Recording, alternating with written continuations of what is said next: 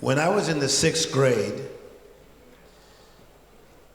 I was in class, and I'll never forget my teacher at the end of the class said, "Timmy, can you stay after class?" And everybody in the classroom went, "Ooh," like he's in trouble. And so I came up to his desk and he said, "Timmy, I want to tell you something." I did not know what he was going to say. Perhaps he was going to say, "You're a great dancer," because I had won the dance contest. Or, "You're a great basketball player," because I noticed that he used to come to my games. But he says, "Timmy, I think you are brilliant. I think you are brilliant." Well, I had never heard those words before, that somebody thought I was brilliant.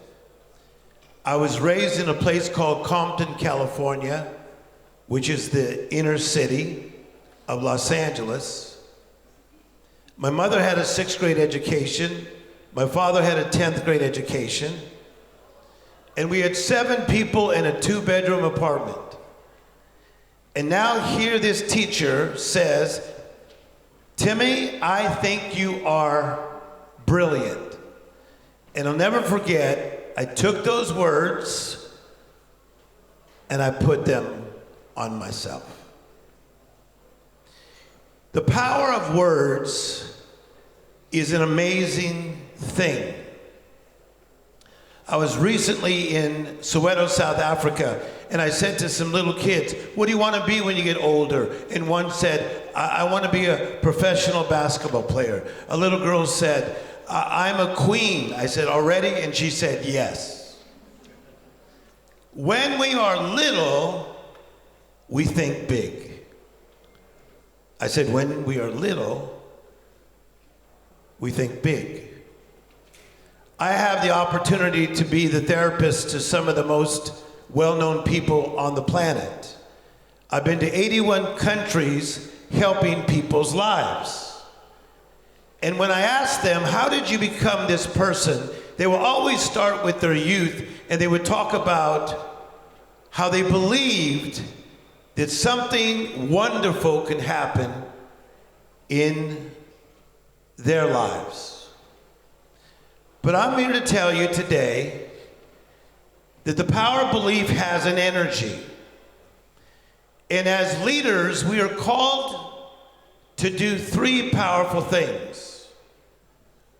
We are called to educate, but we are also called to equip people. There's a lot of educated people that are not equipped. You can educate and educate and educate, but are you equipping people, but with the right spirit, the right mentality? So we educate, then we equip people. But here's what I love. You can also elevate people. So my 6th grade teacher said, "Timmy, because you are brilliant, I want to know if you want to check out one of my books." And I'll never forget, he looked like a guy by the name of Mr. Rogers. Tom Hanks played him in a movie, and he looked like Mr. Rogers, this guy. And he said, "I have 3 books. He took them out of his briefcase, and he said, "All these books, they will enhance your life, enhance your brilliance, and make you a better thinker." And he described each one of the 3 books. One of them was a book called "The Agony and the Ecstasy" by a man by the name of Irving Stone. This book will become very important in this story in just a moment. I said, "I will take this book, The Agony and the Ecstasy," and he says, "Timmy, this is not extra credit. I just want you to read this book, but you have to be done in 3 weeks." And he says, "Enjoy your reading." And I began to read this book about the life of Michelangelo, about his creativity, about his work ethic, about his discipline, and about his brilliance. When I was done after the 3 weeks, my teacher said, "Timmy, sit down. Let's talk. What did you learn from this book?"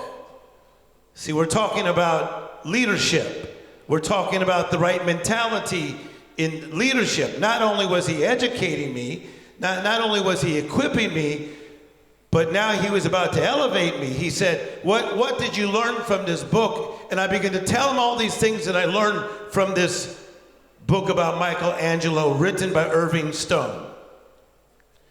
See, I believe that many things in life happen for a reason. I believe that many of you that are here today, you are listening to my voice and your mind is thinking one thing, but I'm really speaking to your spirit.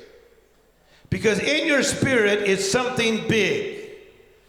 You were never called to be normal. You were never called to be regular. You were called to do something miraculous. You are brilliant. When I was 32 years of age, I was walking through the Los Angeles airport and I was feeling good on purpose. It's kind of an attitude. And when I got in the airplane on my way to Maui, Hawaii, I sat next to a very sophisticated Beverly Hills lady. And she says, "Young man, what is your name?" I said, "Tim Storey." She says, "What do you do?" I said, "I am a doctor. I'm a therapist. I'm a psychologist, but I'm also a humanitarian." She says, "Can I tell you something about you, young man?" I said, "Yes." She says, "You walk as though you walk on clouds." She said, "When I was in the airport, I watched you. You walk as though you walk on clouds." She says, "Is your life that great?" I said, "Not always. I've been through a lot of difficulty in my life, but I believe that your mindset is yours to set." And she says, "I like the way you think already." She says, "Who were some of your early influences? Did anybody help you? Was there any leaders in your life?" We're talking about leadership. I said, "Yeah, I had a teacher when I was in the 6th grade. And he was challenging me.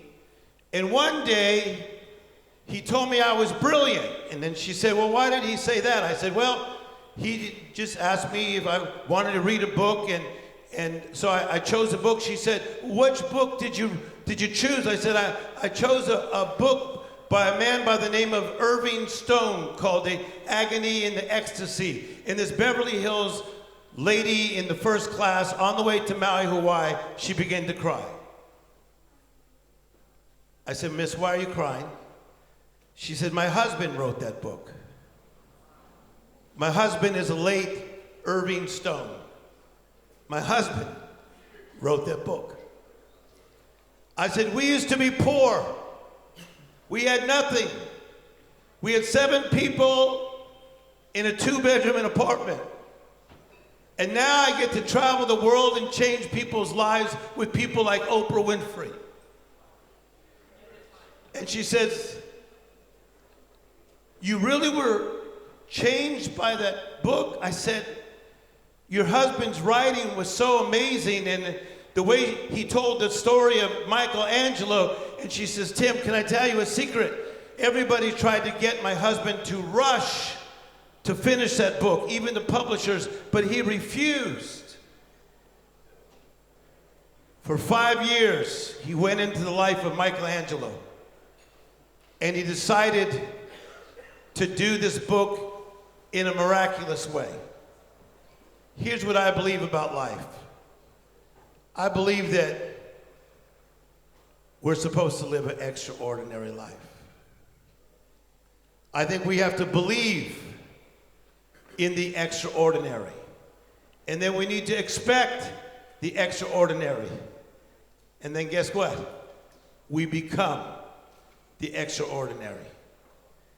And could you imagine that if you just influence one little kid from Compton, California, like my 6th grade teacher did, maybe he will rise up and help influence the world. Thank you very much.